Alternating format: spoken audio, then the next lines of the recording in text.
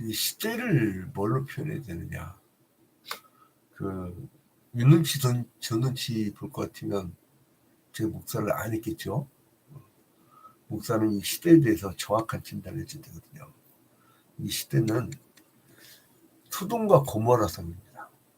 그럼 성경에서 하나님이 뭘로 심판하셨죠? 불로 심판하고 있어요.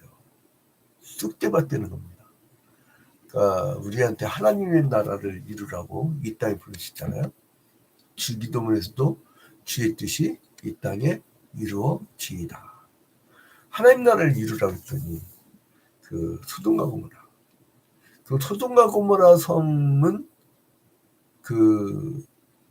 뭘로 이루어졌을까요? 성적 타락. 토인비가 문명사의 패턴을 보면서 망할 문명의 마지막이 성적 타락이래요. 그러고 보면 로마도 멸망당하기 전에 굉장한 성적 타락이 있었죠. 근데 이제 성경에서는 끊임없이 얘기하는 게 보면 너 좀 제발 지혜를 받아라. 하나님의 지혜를 받아라. 지혜는 심적인 것이죠. 하나님이 주시는 거예요. 지식하고 다릅니다. 지식은 난리지가 아니에요. 이 지혜는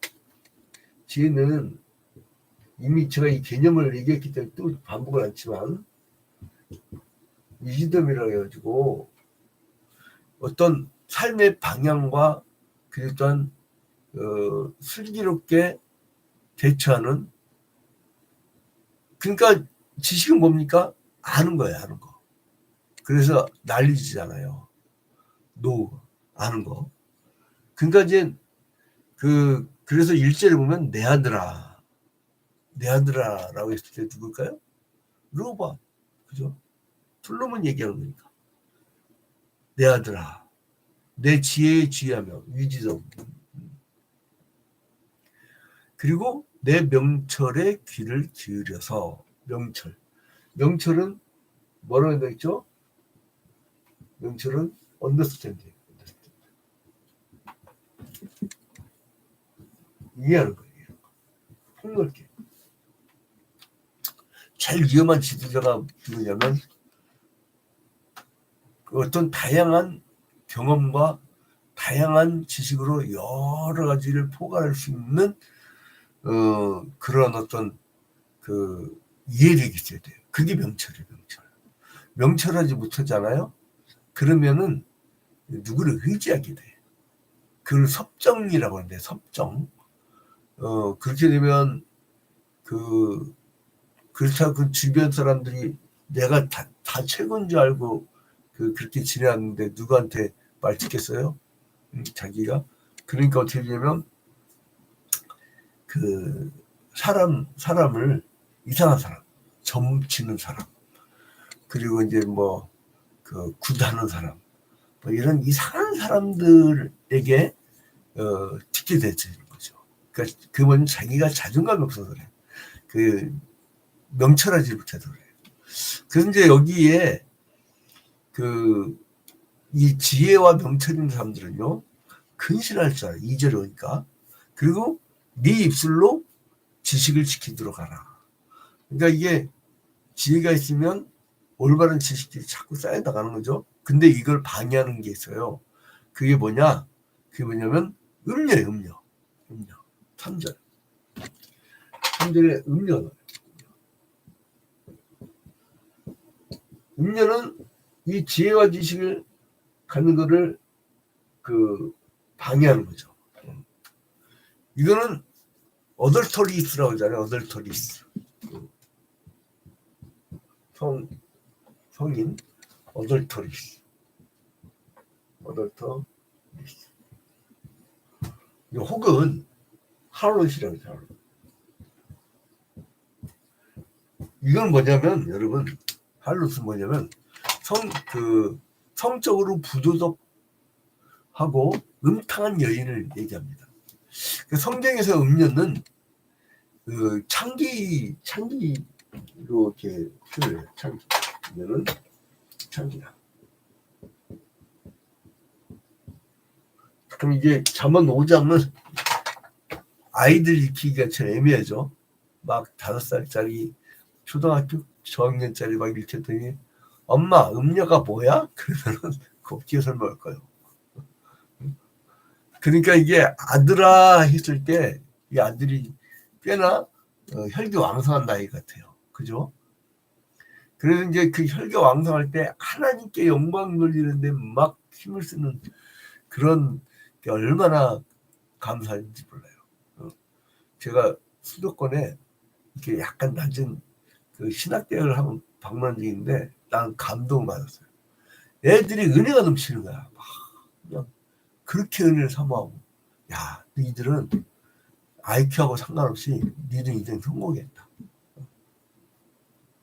참, 그러니까 이 젊은 날 혈기왕성할 때 하나님께 영광 돌려드리고, 그러니까 그런 애들은 또 이상하게 시장을 일찍하고 자식들도 많이 나요. 왜냐면 얘들이 이게 있잖아요. 보수적인 신앙을 가지고 있는 사람들이 자수이 많다네. 이게 진보화되면은 사람들이 기존의 어떤 가정이라든가 사회적 통념에 대한, 또 하나님께서 창조하실 때 첫 번째 받는 게 가정이잖아요. 근데 그런 거에 대한 어떤 중요성을 별로 못 느끼는 거예요. 그래서 잠언 6장 26절에도 또 이제 음료가 나오는데, 히브리어는 이제 이샤조나, 이거 창녀들도 막 포함되는 거죠. 그래서 이제 결국은 니들 음료 좋아하다가 결국은 가난해진다. 다 뜯긴다. 이렇게 나와요. 그러면 이 음료에 대한 경고가 굉장히 많이 이제 전개되고 있는데, 그게 6장 하반절하고 그리고 7장에도 이렇게 소개가 돼요. 그러니까 이거를 연관해서 보면 되죠. 그러니까 5, 6, 7 이건 이제 음료에 대한 내용이다 이렇게 생각하시면 돼요. 그래서 이제 어떨 때 이렇게 음료에 빠지게 됩니까? 젊었을 때.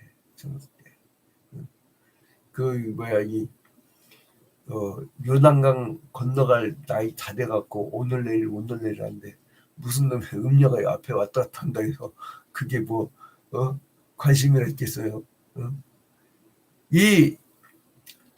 근데 이게 뭐냐면 이 유혹하는 스타일들이 있어요. 유혹하는 스타일이 뭐냐면은 입술은 꿀을 떨어뜨리며 그의 입은 기름보다 미끄러우나. 꿀을 떨어뜨릴 것 같고 바짝바짝 기름보다 더 미끄러우니까 그냥 거기 그러니까 넘어가는 거야. 그러니까 이거 뭐냐면 유혹에 습관되어 있다는 거예요. 이거를 이 헬라어는 풀어내갖고 신약으로 넘으면은 이거를 성경 어떤 신에 대한 배신을 음료를 이렇게 표현하는 그런 것들입니다. 그러니까 신약으로 넘어가면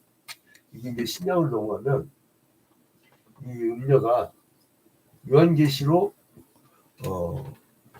17장 5절과 15절 여기에 이 음료를 바벨론으로 묘사를 해요. 그러니까 이게 뭐냐면 배교의 배교.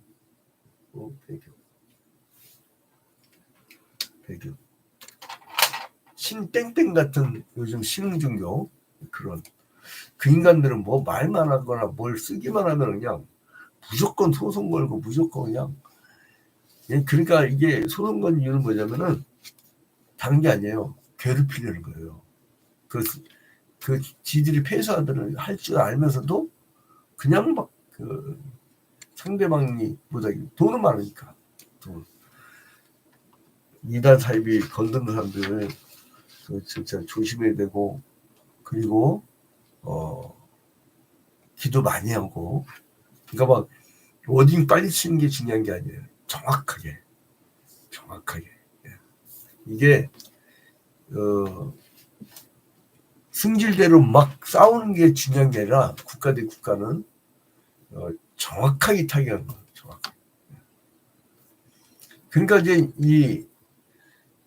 이 음료는 어떤 것을 가꾸게 되냐? 인생을 정말 쓰게 만들어요.